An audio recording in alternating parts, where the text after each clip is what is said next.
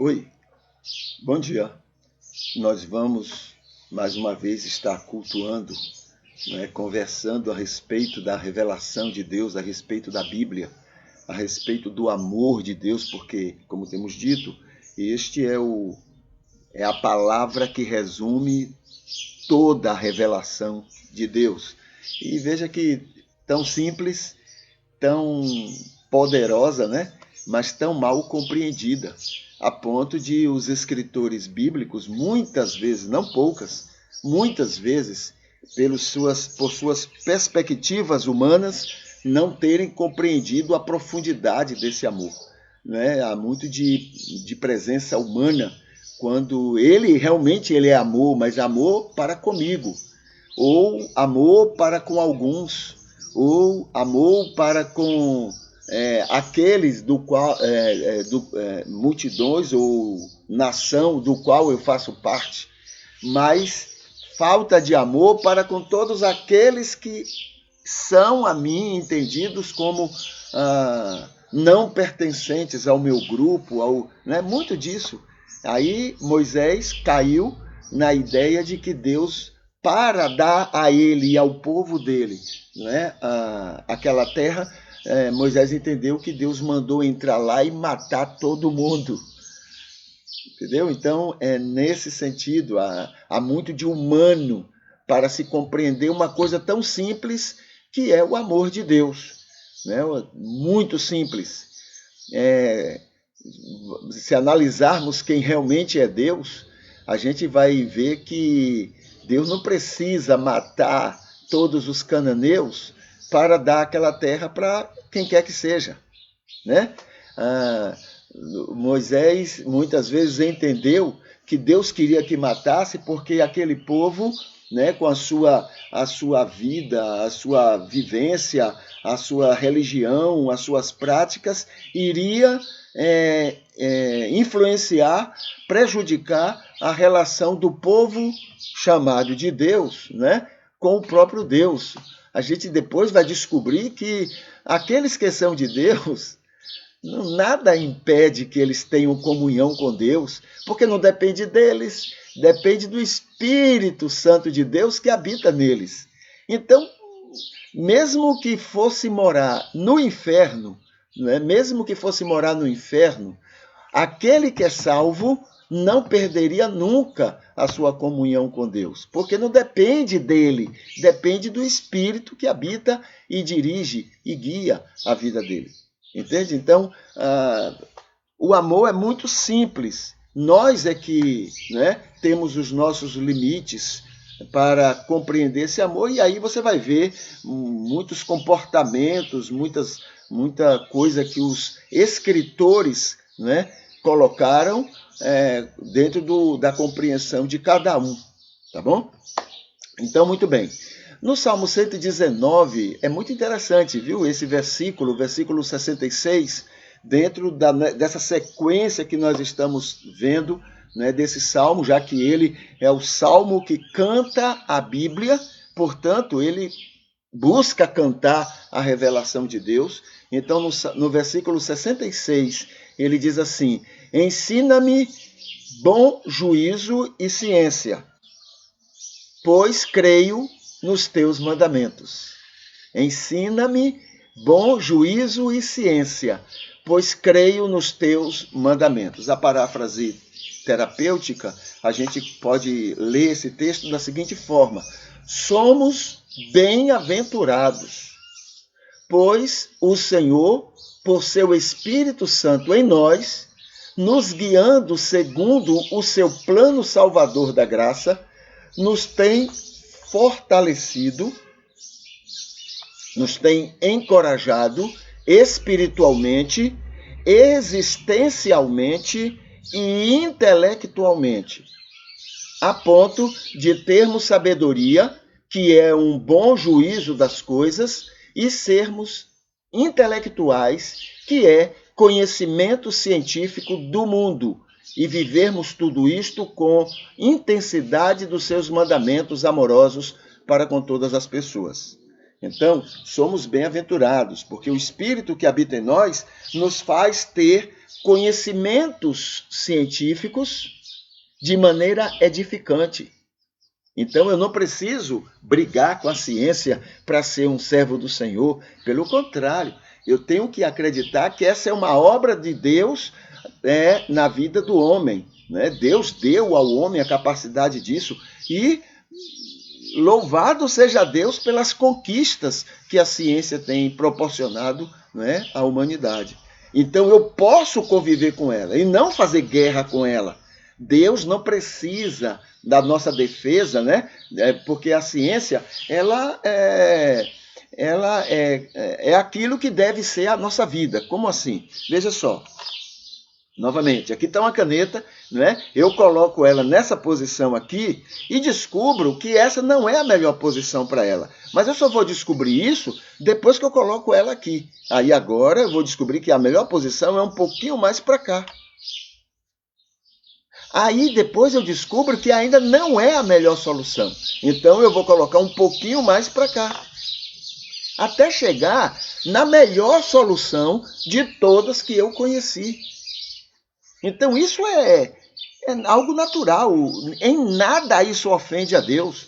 A ciência, né, ela tem lá suas afirmativas próprias da ciência e devemos respeitar, devemos até agradecer a Deus pelas muitas pessoas que estão descobrindo muitas coisas que são de benefício, né? E a gente pode entender, é Deus agindo através dessas pessoas para abençoar a humanidade. Tá bom? Então, somos bem-aventurados porque nós temos, né, essa maturidade de sermos intelectuais, convivermos com a ciência, né? E a outra palavra que tem aqui é a do bom juízo, ou seja, sabedoria. Né? Sabedoria. Então, temos, né, a capacidade de sermos sábios e, ao mesmo tempo sermos inteligentes, intelectuais. Convivermos com essas duas coisas, né, porque temos conhecimento e vivemos a maneira de Deus agir conosco, as orientações de Deus, a ação de Deus através do seu Espírito na vida da gente. Tá bom? Então é isso que o texto está nos falando. E diante disso, né, nós temos que o nosso culto basicamente saber mais sobre essa revelação de Deus, essa maneira de Deus agir conosco. Né? E volto a dizer, e isso se resume no amor dele. Tá? No amor dele para comigo. Então, eu ser sábio e ser inteligente, né? O ser humano ter essas duas coisas, ele é bem-aventurado, porque o amor de Deus proporciona isso, porque Deus nos ama. Tá? Então, com essa afirmativa, né, de que estamos empenhados em descobrir sobre essa revelação de Deus, que toda revelação se resume ao amor dele. Então a gente já viu que Deus é amor, a gente nunca pode esquecer isso, não é que ele tem amor, ele é o próprio amor. Deus se ama e por isso ama tudo e todos, né? Terceiro, ele ama além da nossa compreensão humana, somos incapazes, né? Por mais longe que a gente vá em conhecer esse amor de Deus, somos incapazes de conhecer o todo desse amor. E hoje eu queria chamar a atenção para o seguinte: ele ama muito a mim, né? Que sei que sou totalmente imerecedor, indigno, tá? Eu sei disso. Olha, só isso já mostra o tamanho desse amor dele. Eu sei que eu sou indigno e eu sei que eu sou muito amado por Deus. Aí tem alguns aspectos que eu chamo a atenção ali. Por exemplo, ele tem provado o seu amor por mim de muitas maneiras, mas são muitas maneiras, né? Maneiras que eu estou vendo claramente e maneiras que eu nem percebo, nem sei, nem descubro, mas que ele tem demonstrado esse amor o tempo todo. E também maneiras...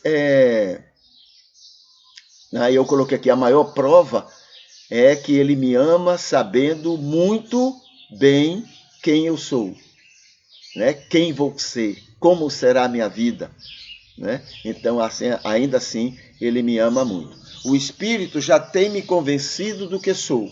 Então, eu não sou essas coisas todas, eu não sou flor que se cheire, né? Eu sou horrível, inclusive horrível para mim mesmo. Eu sou prejudicial a mim mesmo. Agora imagine aos outros, né? Tenho confirmado o que o Espírito já me convenceu, que eu sou o que sou, né? Sou totalmente indigno desse amor e da bênção dele, tá bom? Só isso demonstra o imenso amor inexplicável de Deus. Só isso. Aí, isso eu estou comparando comigo, né? Imagine na minha cabeça, eu comparando isso em relação às pessoas que eu acho que Deus não deveria amar, né? E ele ama da mesma forma que me ama, né? Falando sobre o culto a Deus. O verdadeiro culto ao Senhor Deus. E a gente vai conversar hoje sobre mais uma das maneiras do culto verdadeiro ao Senhor Deus. Tá? Deixa eu colocar aqui nos comentários. Então, é manifestar-se pela África e pelos africanos. Tem uma maneira nova que surgiu aí, que eu fico pensando, era para que a gente tomasse essas iniciativas. Mas nós somos tão egoístas e tão vaidosos e tão cheios de preconceitos que isso nem passa pela nossa cabeça, né? Mas tem uma maneira lindíssima que estão fazendo aí. Eu vi agora uma reportagem há pouco tempo falando que foi criado, não sei qual foi o organismo, não sei se foi a imprensa, não sei, não tive essa informação, mas não faz diferença, né? Eu sei que são pedras que estão clamando, porque era para a gente estar fazendo isso e a gente não faz. Saiu então a lista dos afrodescendentes mais influentes do mundo. Olha que coisa linda! Os afrodescendentes mais influentes no mundo. Isso é uma maneira, né? É uma maneira de inclusão, de mostrar a importância deles, de dizer que eles existem, de que eles estão aí e de que eles são importantes para o mundo, né? Era para que nós, o cristianismo, estarmos agindo nisso, fazendo isso. Mesmo porque nós somos os grandes responsáveis por muito desse preconceito que tem aí, né? Nós não só somos alimentadores disso, mas nós praticamos isso. Muitas vezes, direta e indiretamente, né? Quando a gente pensa que não, a gente já demonstrou algum tipo de preconceito em relação a eles. Então, quando isso eu vi, eu louvei a Deus. Louvei a Deus. As pedras estão clamando. Esse cristianismozinho sem vergonha que a gente tem, era para estar tomando essas iniciativas. Era para a gente estar fazendo isso. chamando a atenção. Se a gente não pode fazer de um jeito, faz do outro. Se a gente não pode, nem deve, né, usar a guerra, a luta, a arma, a briga, a confusão, mas tem maneiras pacíficas. Olha que maneira pacífica maravilhosa de estarmos fazendo isso. Mas não, nós estamos tão envolvidos com o nosso umbigo, né? Com o nosso mundinho religioso, essa coisa pequenina, sem importância diante da vontade de Deus, que a gente esquece de ser a luz e o sal que Deus quer que sejamos neste mundo. Percebe? Uma coisa tão simples. Então veja que o quanto nós estamos nessa madorna permanente. A gente provoca, a gente alimenta a coisa ruim, mas não tem a iniciativa de tomar uma posição para poder, pelo menos, amenizar o que nós temos alimentado. Você sabe o que o cristianismo cria lá na época do descobrimento do Brasil? Havia uma discussão, inclusive teológica. Inclusive não, principalmente teológica. Os religiosos, o cristianismo estava discutindo se os escravos, se os negros que eram apanhados lá na África, se eles tinham alma. Alma. Essa era a discussão. Mas na hora de tentarmos consertar coisas como esta, a gente fica do jeito que a gente fica. É preciso que as pedras clamem. Olhe, o mundo lá fora tem se comportado muito mais como cristão do que o próprio cristianismo. Já pensou uma coisa dessa?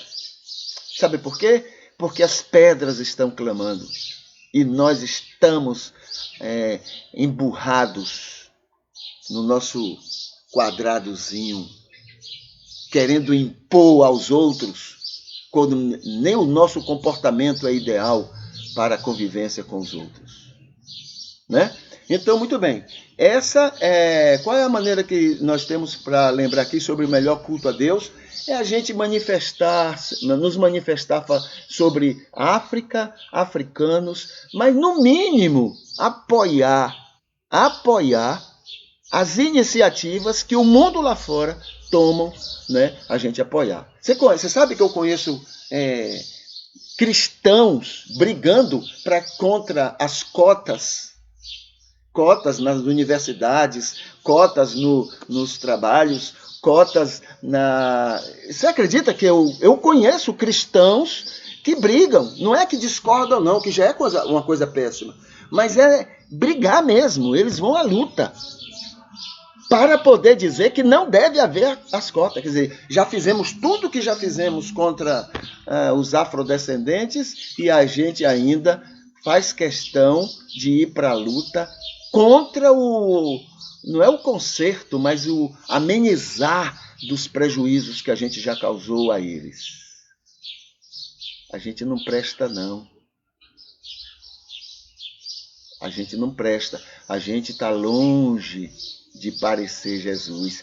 Tem que ser um milagre muito grande. O espírito está cansado. Eu estou exagerando, viu? Mas o espírito deve estar cansado de mim. Cansado da gente. Como é que diz? Bater, não sei o que, em ferro frio, sei lá, tem uma coisa assim. Não muda nada. Somos uns porqueiras, uns trapos, mandus. A gente não presta. E usamos o nome de Jesus para não prestar. Muito bem, mas esse é um culto a Deus. Quer cultuar a Deus de verdade? Não fica preso naquele blá blá blá, não. Bota a mão na massa. Vamos tomar iniciativas como esta ou outras. Vamos apoiar iniciativas como esta. Isso é culto a Deus de verdade. O resto é conversa fiada, tá? Lá em Itabuna, onde eu nasci, diz assim, conversa para boi dormir. Esses blá blá blá que a gente faz dominicalmente. Ah, Jesus, ó Senhor, eu te amo, meu Deus. Aquela conversa. Conversa para boi dormir. O verdadeiro culto são coisas como esta. Ser luz e sal neste mundo. É isso que é culto a Deus. O resto é resto. Vamos para o texto bíblico. Estamos em João. João capítulo 1, tá bom? Deixa eu botar aqui nos comentários para facilitar as pessoas que vão depois estar buscando, né, para ir direto para determinados temas. Então, João capítulo 1, tem a primeira parte, segunda parte, terceira parte, que é Jesus, o Cordeiro de Deus. A quarta parte está falando sobre os primeiros discípulos de Jesus.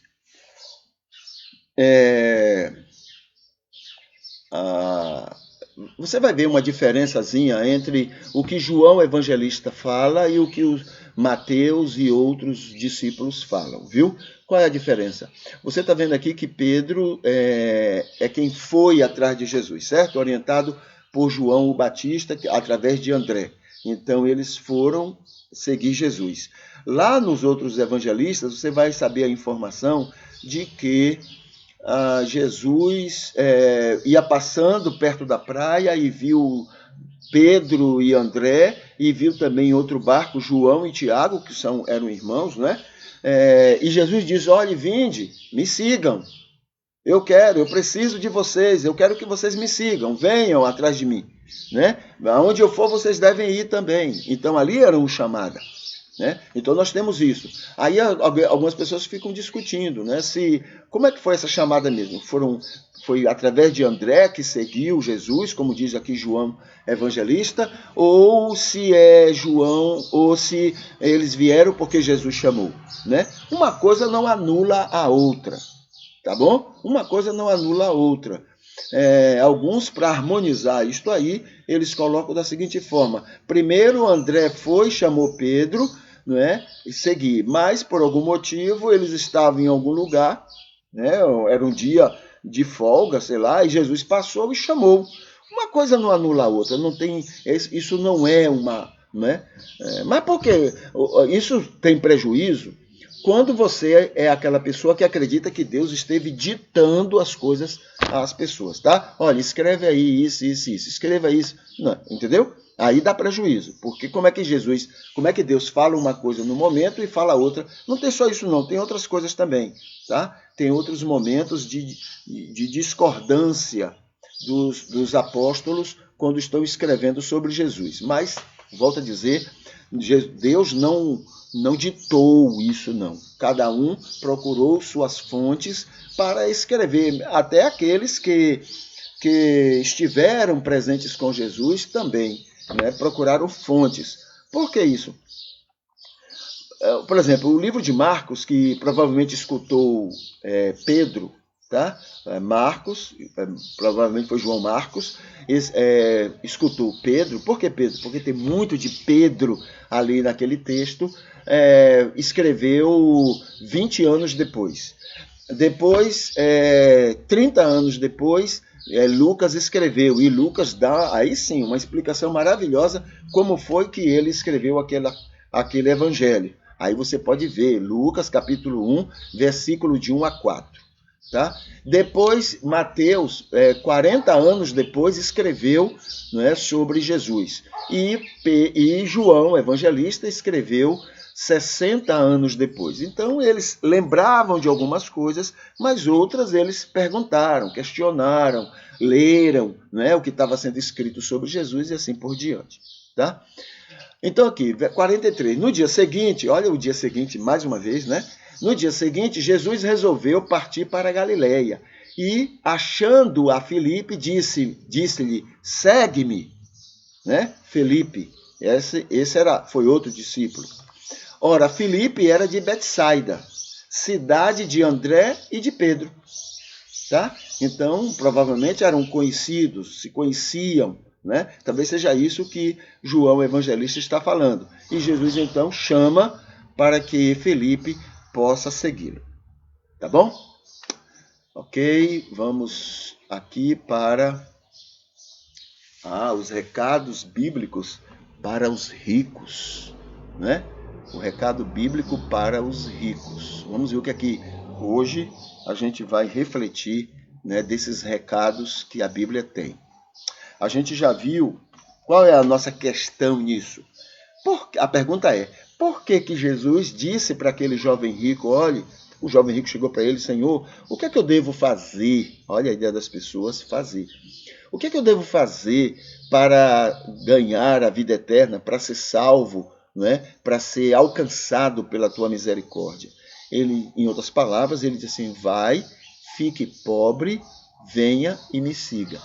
Vá, venda tudo que você tem, dê aos pobres e me siga. Por que Jesus falou isso? Né? Então a pergunta, o questionamento é exatamente esse. Aí nós temos alguns motivos. Por exemplo, o primeiro motivo que nós já vimos não se consegue servir a dois senhores. Então, abandona o Senhor e vem. Como é que abandonar o Senhor? Larga ele. Segundo motivo para isso, né? Para ser de Deus, deve ressarcir os explorados. Complicado, né? Passei uma vida explorando as pessoas, ganhei dinheiro, fiquei rico, né? E agora, para seguir Jesus, eu tenho que ir lá devolver tudo que eu roubei deles, tudo que eu tirei deles. Entendeu? Tirar, mas eles são honestos, veja só. Você pode arranjar até argumentos bons para tirar deles e se enriquecer, mas é desonesto. Tá bom? Você está tirando deles. Mas eles dão ou vendem ou compram porque querem. Não. No capitalismo você não compra o que você quer. Você compra o que o sistema manda que você deve comprar. Tá? Há todo um arcabouço, né? Há toda uma alienação. Você tem que comprar o que o sistema manda que você compre. Tá? Você não é livre, não. Terceiro motivo. Amor às riquezas é causa de todos os males. Esse é o terceiro motivo.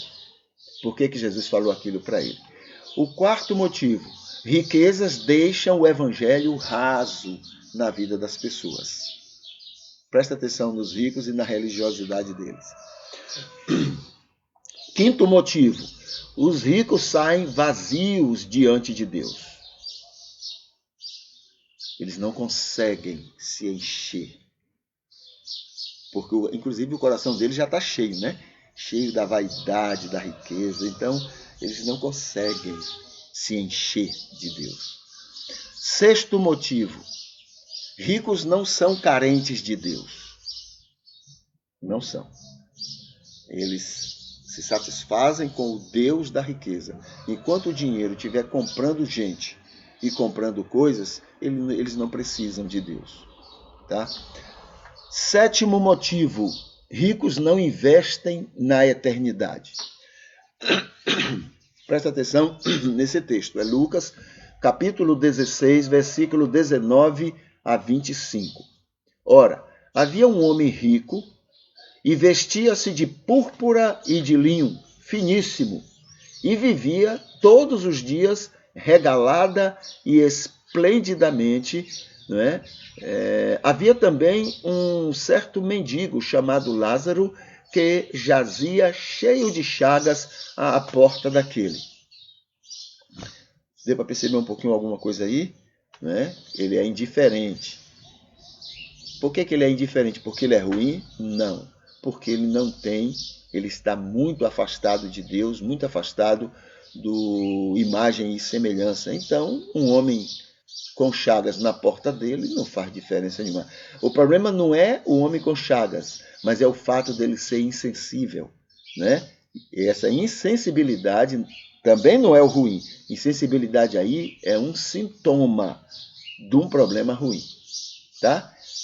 É a demonstração de que alguma coisa errada estava no coração daquela pessoa. Ok? E desejava alimentar-se com as migalhas que caíam da mesa do rico, e os próprios cães vinham lamber-lhe as chagas. E aconteceu que o mendigo morreu, e foi levado pelos anjos para o seio de Abraão. E morreu também o rico, e foi sepultado. E no inferno ergueu os olhos, estando em tormentos. Este é a palavra mais completa a respeito de inferno. Tá? Tormento é a ideia de uma pessoa profundamente entristecida e uma pessoa que vive atormentada. Isso é uma infelicidade profunda. Então, ele foi para o inferno. Essa é uma palavra perfeita para se explicar. O negócio de fogo não explica direito sobre o inferno. Enfim, outras palavras não explicam, mas essa explica perfeitamente o que é inferno, principalmente porque é um tormento eterno, para sempre. Tá? Então, e aconteceu que o mendigo morreu e foi levado pelos anjos para o seio de Abraão, e morreu também o rico e foi sepultado, e no inferno ergueu os olhos, estando em tormentos, e viu ao longe Abraão, né, que nessa parábola ilustra o próprio Deus. E Lázaro no seu seio, junto, estava ali Lázaro e Abraão, né, e ele viu isso, o que aumenta o tormento. E clamando disse: Pai Abraão, tem misericórdia de mim e manda a Lázaro que molhe na água a ponta do seu dedo e refresque a língua, porque estou atormentado nesta chama. Disse, porém, Abraão: Filho, lembra-te. É interessante esse o filho, né? Filho, querido, amado. Não é nem zombaria da parte de Deus, né? E também não é hipocrisia, tá? É porque realmente todos são amados por Deus. Todas as pessoas são amadas de Deus. Filho, amado, lembra-te de que recebeste os teus bens em tua vida. Né? A ideia aí não é que foi Deus que deu, mas você viveu regaladamente aí, você viveu sua vida indiferente, você não precisava de Deus, você não investiu na eternidade. Tá? Você não investiu na eternidade. É a história da formiga e da cigarra, né?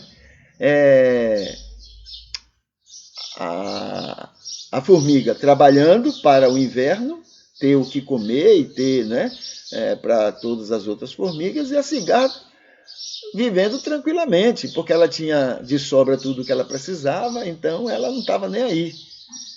Então não havia investimento para a eternidade. Lembra-te que recebeste os teus bens, né, em tua vida e não investiste na eternidade. E Lázaro somente males, e agora este é consolado e tu atormentado. Por que Jesus mandou aquele rapaz vender tudo o que tinha, dar aos pobres e seguir Jesus? Por quê? Porque os ricos não investem na eternidade. Eles investem no presente, né? Aí eu coloquei aqui para lembrar o seguinte: o sistema de Mamon orienta assim. Você deve, né? A ganância faz com que você envie. Você primeiro não divide nada. Não é nada de dividir.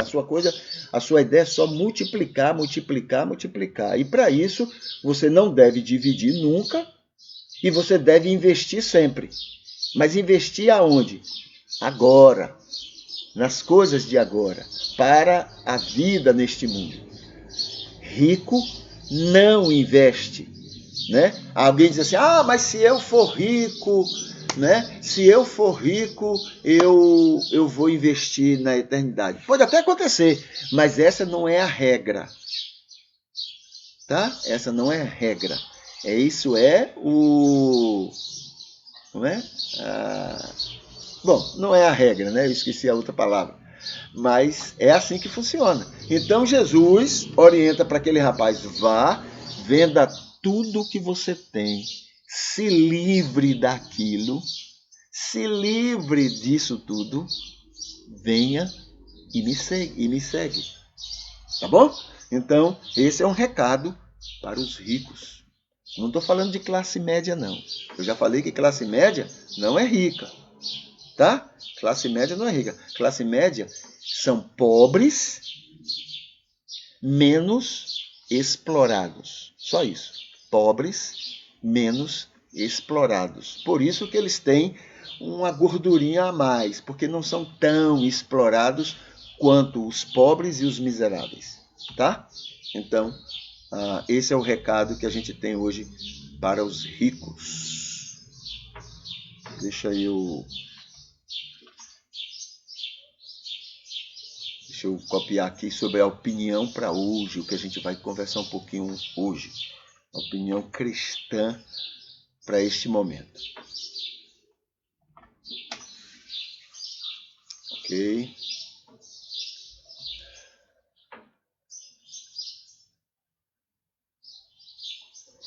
O cristianismo não tem autorização para impor a fé aos outros. Essa é a opinião que a gente vai dar hoje, tá? Todos os seres humanos foram criados à imagem e semelhança de Deus. Todo ser humano. Isso, imagem e semelhança de Deus, quer dizer, no mínimo, 3 coisas. No mínimo. É muito mais do que isso. Primeira coisa, ter a capacidade de conhecer o bem e o mal. Segunda coisa, tem a capacidade de escolher. Eu posso até ser inclinado a uma coisa, mas eu posso dizer não, eu não quero, eu quero essa outra. O instinto que todo animal tem pode me levar a querer uma coisa, mas eu posso tomar a decisão, não, eu quero isso aqui. Entendeu? Essa é a segunda coisa. Terceira característica importante do imagem e semelhança é que Deus respeita a decisão que você tomar. Entende? Deus não lhe obriga a tomar a decisão que Ele quer. Ele respeita e continua lhe amando, lhe acolhendo, lhe defendendo no direito que você tem de escolher uma coisa ou outra. Claro, se você escolher uma coisa, tem consequências. E se você escolher a outra, tem consequências. Entende? É por isso que você conhece o bem e o mal, e com essas consequências. Então, ele respeita. Então, Deus criou o homem à imagem e semelhança, e entre outras coisas, por causa disso, ele respeita o ser humano nas decisões que tomam. Tá? Por isso, Deus busca e quer ser aceito. Olha aí. Né? Então, Deus respeita, o que é que ele faz? Se ele ama e respeita, né, o outro, então ele não fica lá de braço cruzado, se você quiser, venha. Não, ele ama. Então ele vai ao encontro, ele vai em busca das pessoas, ele vai e quer ser aceito pelas pessoas. Mas Deus é Deus. Pois é, mas Deus é amor, e quando você ama, você faz isso naturalmente, espontaneamente. Não é assim que a vida é? Quando você ama, você vai em busca de conquistar a pessoa que você ama. E Deus faz isso o tempo todo. Ok? Muito bem. Jesus, quando veio ao mundo, Jesus não veio impor o seu ensino. Ele não veio impor. Ele não veio julgar e não veio condenar. Ele que disse isso. Né? Ora, Jesus foi assim. Ele também não autorizou que os seus discípulos fizessem isso. Ele não autorizou nenhum discípulo a julgar, condenar, a impor aos outros, né, aquilo que o discípulo acha que é ideal. Isso não é cristianismo. Percebe? O cristianismo não está no mundo para impor-se, para obrigar goela abaixo as pessoas a aceitar o que o cristianismo quer. Isso não é religião, isso é outra coisa diabólica qualquer. Isso não é religião, religião não é isso. Ok? Então, somos embaixadores do reino de Deus neste mundo. O embaixador, quando ele está em um outro país, ele apenas representa o seu país. Ele não fica trabalhando, articulando, criando situações para que aquele país fique parecendo com o país dele. Isso é carnalidade. Então, nós somos motivados pela carnalidade. A gente quer obrigar o mundo, a gente quer obrigar as pessoas que não são cristãs pode até não ser, mas eles têm que se comportar como cristãos. E depois a gente fica falando mal do Talibã. Não, esse não é o nosso papel. Tá? O cristianismo não tem autorização de Deus, a não ser a autorização da carne, autorização do inferno.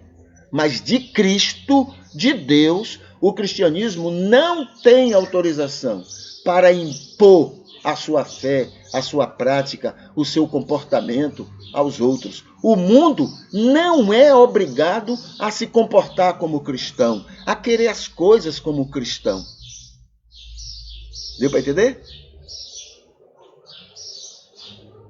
Nós estamos bancando não os seguidores de Jesus quando a gente está querendo obrigar o mundo a crer e a agir do jeito que a gente acha que deveria ser. Isso não é de Jesus. Isso não é de Deus. Isso não é espiritual. Isso é infernal. Estamos aqui para ser instrumento de Deus, para conquistar o mundo para Ele, e não para deixar o mundo enojado da gente, abusado da gente, né? Cansado da gente. Ok? No dia que a gente passar a confiar mais na ação do Espírito de Deus, a gente vai se comportar mais como Jesus. Mas enquanto isso, a gente querer fazer tudo na força, obrigando as coisas, aí a gente não vai se comportar como luz e como sal neste mundo. Tá bom? Essa é a nossa opinião hoje, opinião cristã, né?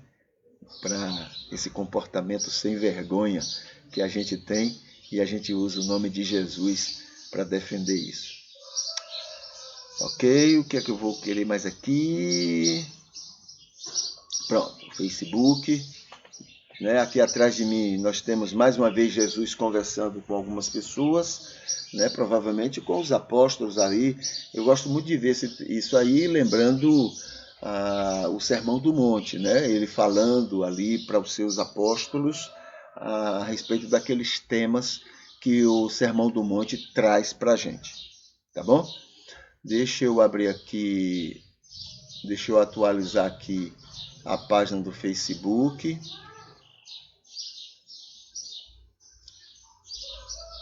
Atualizar para a gente entrar no culto de agora pela manhã. Cadê você, Facebook? Deixa eu botar aqui na tela, tá aqui. Então vamos ver aqui. Aqui está o culto de agora pela manhã, né? Nós já temos aqui duas curtidas, duas pessoas maravilhosas que curtiram o culto. Uma é Maria Arideia, gente do coração, gente muito abençoada, e também a Luciene Coutinho, né? Outra querida também, que, enfim, é um anjo, Deus tem usado de uma maneira muito especial a vida dela também, de muitas maneiras, viu? Aqui tem os comentários que nós já colocamos, aqui tem, vamos ver o dia de hoje. Eu botei aqui setembro, né? Mas não é setembro não, isso aqui é mês de outubro, nós estamos em outubro. Cadê você, outubro? Deixa eu consertar aqui. Eu tenho que consertar as coisas na hora, porque depois a gente vai esquecendo. É outubro. Cadê você, outubro? Outubro, tá bom? Então, esse é o mês de outubro. O mês de outubro é o mês rosa, né, que é preocupado com a saúde, né, a questão do câncer de mama. As mulheres devem dar uma atençãozinha especial. As mulheres devem morrer menos, para que o mundo continue belo como é, inteligente como é. Então é preciso que hajam realmente mais mulheres nesse mundo. O dia 6 é o dia da história dos retratos antigos. Olha que coisa interessante, né? Dia da história dos retratos antigos. Se a gente brincar, se a gente facilitar, qualquer retrato dá para escrever vários livros. Qualquer retrato, só para ver a riqueza de informação que um retrato traz, né? Então, é a história dos retratos antigos e do tecnólogo. Dia Nacional do Circulista.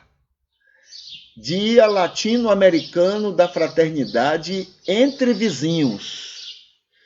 Dia Mundial das Histórias em Quadrinho. Dia Internacional de Aversão ao Capitalismo Nocivo dos Bancos Privados e Socio-Internacionais. E é isso, tá bom? Então esses são os comemorativos do dia 6, né, de outubro, tá? Aqui tem uma divulgação, né, da Anhanguera, que está aqui no Facebook. Aqui tem um dos assuntos que tratamos ontem no culto, né? Muito interessante, e inclusive tem um estudo que foi colocado aqui, muitas informações que estão aqui contidas, que vale a pena dar uma olhada. Aqui tem um vídeo estudo sobre regenerações humanas. Outro vídeo sobre a graça de Deus, né? Um vídeo estudo sobre a graça de Deus.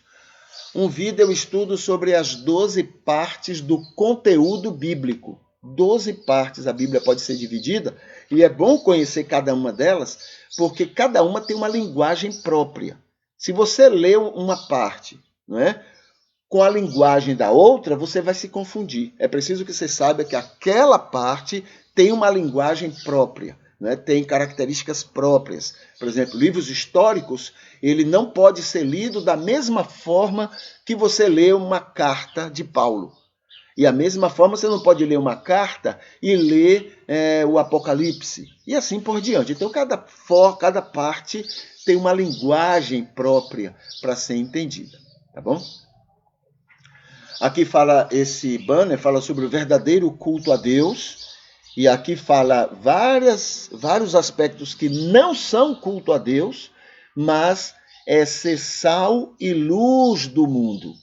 Instrumento de Deus para atrair, colher, abençoar o mundo inteiro que Deus ama, né? Mateus 5, 13 a 16.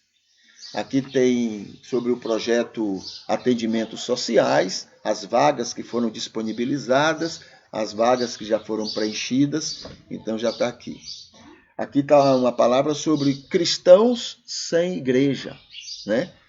Formando essa igreja de Cristo, né, no mundo, embora não tenham igreja. Há vários motivos, né? Vários. Um dia eu vou parar para anotar os vários motivos que eu já tenho conhecido, pessoas que me procuram, conversam comigo. Depois que eu estou fora de igreja, algumas pessoas têm entrado em contato comigo e apresentado os seus motivos porque estão fora de igreja. Um dia eu vou anotar vários desses motivos. Aliás, nesse material aqui tem já alguns motivos. Cadê? Está aqui. Né? Então, eles foram me dizendo vários motivos e nós fomos anotando. Tá bom? Ok. Aqui está o culto de ontem. O culto de ontem foi curtido pelas seguintes pessoas maravilhosas também, abençoadas, né? A Cristina Vicente, né? Uma ex-ovelha também maravilhosa que eu tive, Valdenice Lisboa, Ivete Espíndola, Maria Arideia e Gilson Fernandes. Então, essas pessoas curtiram. Outras pessoas assistiram, mas essas curtiram o culto de ontem, tá bom? Deixa eu ver se tem aqui algum comentário de algum assunto para a gente conversar hoje aqui. Deixa eu ver aqui. Aqui, a Maria Lideia. Muito boa reflexão, sempre estou assistindo. Aqui também tem da Ivete. Ok. Muito bem. Muito bem. Deixa eu ver, temos 1 minuto, né? 1 minuto aqui, deixa eu ver se vai facilitar para a gente conversar. Estamos no assunto geral, estamos falando sobre igreja. Deixa eu ver aqui. Família, fruto, herança, igreja. Falamos sobre igreja como hospital, né? E a ideia de igreja como hospital, que é uma comparação maravilhosa para a igreja de Cristo, porque Cristo foi um hospital, Cristo foi um médico, né? Um médico dos médicos. Então nós, o mínimo que a gente pode fazer é sermos hospital. E ser hospital é a primeira coisa e mais importante é acolhimento. Acolher o mundo. Acolher o mundo. O mundo que eu falo aqui são as pessoas que Deus ama e que habitam esta terra. Entendeu? Acolher como elas estão. O hospital não tem que ficar dizendo, não, você não pode. Quando você vê um hospitalzinho aí dizendo, olha, você não pode, ou porque não tem dinheiro para pagar, ou porque você não tem um convênio que pagou, né? Ou porque aqui não pode atender a sua necessidade, é porque deve ter outro hospital onde haja uma especialização para atender aquela necessidade, certo? Então, quando a ideia é de a igreja ser um hospital, é porque ela é um lugar de acolhimento das pessoas, independente de que são, tá bom? Talvez uma das coisas que mais impedem a igreja de atuar como nesse acolhimento das pessoas é essa ideia de membresia física, membresia real, essa coisa do papel, porque você termina diferenciando, não, esse não é, esse é, esse não é, esse é, entendeu? E isso cria algumas dificuldades na cabeça de muitas pessoas, e isso termina, né, quebrando essa ideia de hospital acolhedor. Mas você não é membro. Olha que coisa, né? Você não é membro. Então você não tem o direito disso. Você não pode fazer isso porque você não é membro. Então isso pode ser uma grande dificuldade para a Igreja de Cristo agir como igreja, como hospital. Muito bem. Nós vamos então para o nosso momento de oração. Deixa eu apagar aqui, deixa eu tirar aqui da página, né, onde estávamos, e aqui a gente vai para a oração. Na nossa oração de hoje, nesse momento, quando estaremos especificamente nos direcionando a Deus, a gente vai agradecer a Deus, né, por usar pessoas para nos abençoar, muitas pessoas. Agradecimento ao Senhor Deus, porque de uma maneira ou outra, Ele usa muita gente ao nosso redor para nos abençoar. Muito mais do que a gente lembra ou imagina. Muito mais, né? E pedir. A gente então pede a Deus, Senhor, nos use também. Senhor, que nós sejamos instrumentos teus para abençoar as pessoas que estão ao nosso redor. Aquelas conhecidas ou não, aquelas amigas ou não, aquelas queridas ou não, mas que sejamos bênção em teu nome, para a tua glória, na vida dessas pessoas que tu amas. Esse deve ser um pedido, né, nosso para com o Senhor. A gente lembra também e pede a Deus pelos aniversariantes desse dia, né? Pessoas que assistem ou que vão assistir o nosso culto, né? E que estão aniversariando hoje, dia 6. Que o Senhor possa também continuar abençoando elas, orientando elas, usando elas para a glória dele, porque quanto mais ele usa essas pessoas para a glória dele, mais pessoas vão ser abençoadas ao redor dessas pessoas e também elas mesmas serão mais enriquecidas, mais saudáveis por causa disso. Tá? A gente ora pelos enfermos, aqueles que estão passando por momentos de dores, de sofrimento, que o Senhor possa confortar cada um deles. Agradecemos a Deus pelas pessoas que assistem, que participam do nosso culto de uma maneira ou outra. A gente louva a Deus por aquelas que apoiam de alguma forma o nosso culto. A gente agradece, louva a Deus por aquelas pessoas que se colocam disponíveis para o sustento deste ministério. Entendeu? Agradecer muito a Deus, porque na hora que você faz uma coisa dessa, você está mostrando muito mais, não é? Aquilo que está no seu coração. E tudo isso a gente ora, a gente agradece, a gente pede pelo nome de Jesus, porque nós não temos nenhuma autoridade e nem capacidade para isso, mas a gente vai confiados em Jesus, de que tudo isso seria motivo para estarmos falando e glorificando a Deus, não é? Nesse momento, tá bom? Lembretes, hoje à noite vamos ter um encontro com a Vânia Costa, tá? A gente vai falar sobre família com Vânia. No link 10, 11 e 12 a gente tem aí links que nos falam sobre a casa de apoio. E o culto matutino amanhã, a gente vai falar sobre situações que deveriam nos incomodar como cristãos. Nos acordar, dar aquela chacoalhada na gente, porque a gente está dormindo em berços esplêndidos, né? E com isso, volto a falar, as pedras estão clamando, né, por aí, por causa da nossa sonolência que não é benéfica, né? Aqui volto a lembrar do projeto Atendimentos Sociais, e hoje é o último dia para repensar sua vida com a sua profissão, tá? Sua profissão. Faça com que ela seja cada vez mais abençoadora na sua vida. Que a sua profissão seja uma maneira de você se divertir, de você fazer, de você se alegrar, ter prazer naquilo que você faz. Tá bom? A gente fica por aqui, a gente vai colocar uma musiquinha para encerrar e a gente vai se despedindo e tendo certeza de que Deus vai estar nos abençoando e nos usando nesse dia para a glória dele. Tá bom? Até mais.